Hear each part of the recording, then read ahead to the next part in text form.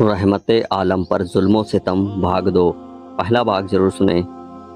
آپ نے یوسف علیہ السلام کی طرح اپنے تکلیف دینے والے بھائیوں کو مکہ کے تھے ان کے لیے نزد میں غلہ پہنچایا اور بالآخر فتح مکہ کے دن سب کو عام معافی دے کر احسان فرمایا۔ آپ ایک بار موسیٰ علیہ السلام کی طرح صاحب حکومت بھی تھے اور ہارون علیہ السلام کی طرح صاحب امانت بھی تھے۔ سلیمان علیہ السلام کی طرح مکہ میں بیت اللہ تعمیر کیا جو قیامت تک کے لیے اللہ کو یاد کرنے والوں کو معمور کرے گا۔ اسے آج تک کوئی برے نصیب والا ویران نہ کر سکا۔ حضور اکرم صلی اللہ علیہ وسلم نے اعلان نبوت حق کے راستے میں بہت تکلیفیں جھیلیں۔ ایک مرتبہ اسلام کی تبلیغ کے لیے آپ صلی اللہ علیہ وآلہ وسلم طائف گئے۔ وہاں دعوت اسلام کے جواب میں لوگ بہت برے اخلاق سے پیش آئے۔ بدماش اور لفنگوں کو حضور اکرم صلی اللہ علیہ وسلم کے پیچھے لگا دیا۔ یہ گنڈے بدماش آپ پر ٹوٹ پڑے اور پتھر مارنے شروع کر دیے۔ آپ جدھر جاتے یہ لوگ پیچھے پیچھے پتھراؤ کرتے چلتے۔ حضرت زید نے اپنے جسم کو آپ کی ڈھال بنا رکھا تھا۔ اتنی پتھر بازی ہوئی کہ جسم مبارک لہو لہان ہو گیا اور نالین پاک خون سے بھر گئے۔ آخر آپ نے بڑی مشکل سے ایک باغ میں انگور کی بیل میں پناہ لی۔ حضرت زید نے جسم اطہر کا خون پوچھا۔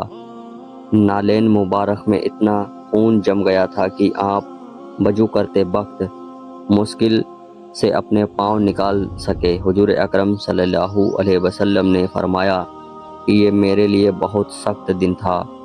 میں باغ سے نکل کر غمزدہ آ رہا تھا کہ اچانک بادل کے ایک ٹکڑے نے میرے اوپر سایہ کر لیا۔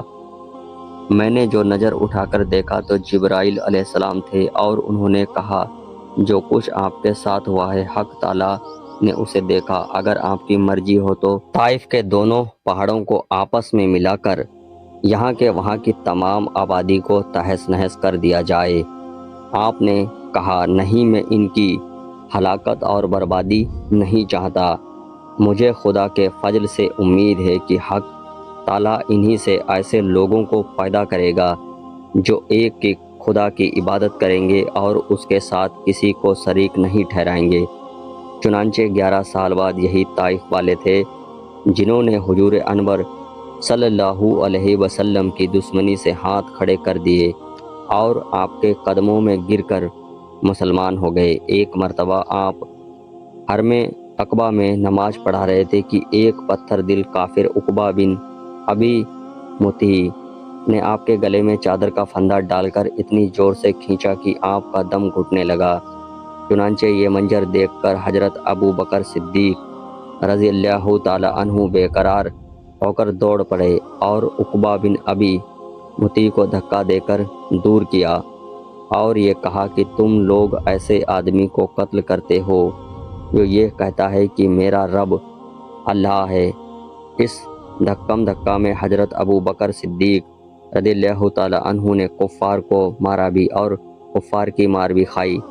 ایک مرتبہ نبی کریم صلی اللہ علیہ وسلم حرم عقبہ میں نماز پڑھا رہے تھے کہ نماز کی حالت میں ابو جہل نے کہا کہ کوئی ہے جو فلاں شخص سے ذبح کیے ہوئے اونٹ کی اوجڑی لا کر سجدے کی حالت میں محمد صلی اللہ علیہ وسلم کے کندھوں پر رکھ دے۔ یہ سن کر عقبہ بن ابی مطیع کافر اٹھا اور اس اوجڑی کو لا کر حضور صلی اللہ علیہ وآلہ وسلم کے کندھوں پر رکھ دی۔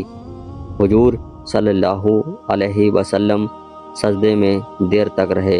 وہ اوجڑی کندھے اور گردن پر پڑی رہی اور کفار کہا کر مار کر ہنستے رہے اور مارے ہنسی کے ایک دوسرے پر گر پڑتے۔ آخر بی بی فاطمہ رضی اللہ تعالی عنہا جو ان دنوں کافی چھوٹی لڑکی تھیں آئیں اور ان کافروں کو برا بھلا کہتے ہوئے اس اوجڑی کو آپ کے اوپر سے ہٹایا۔ حضور صلی اللہ علیہ وسلم کے دل پر کفار قریش کی اس شرارت سے بہت گہرا صدمہ گزرا اور نماز سے فارغ ہو کر 3 مرتبہ یہ دعا مانگی اے اللہ تو قریش کو اپنی گرفت میں پکڑ لے۔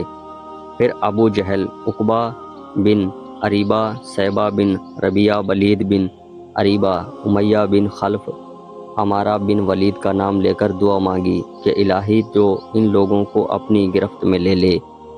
हज़रत अब्दुल्ला इब्ने मसूद रज़ियल्लाहु ताला अन्हु फरमाते हैं कि खुदा की कसम, मैंने उन सब काफिरों को जंग बदर के दिन देखा कि उनकी लाशें ज़मीन पर पड़ी हुई हैं।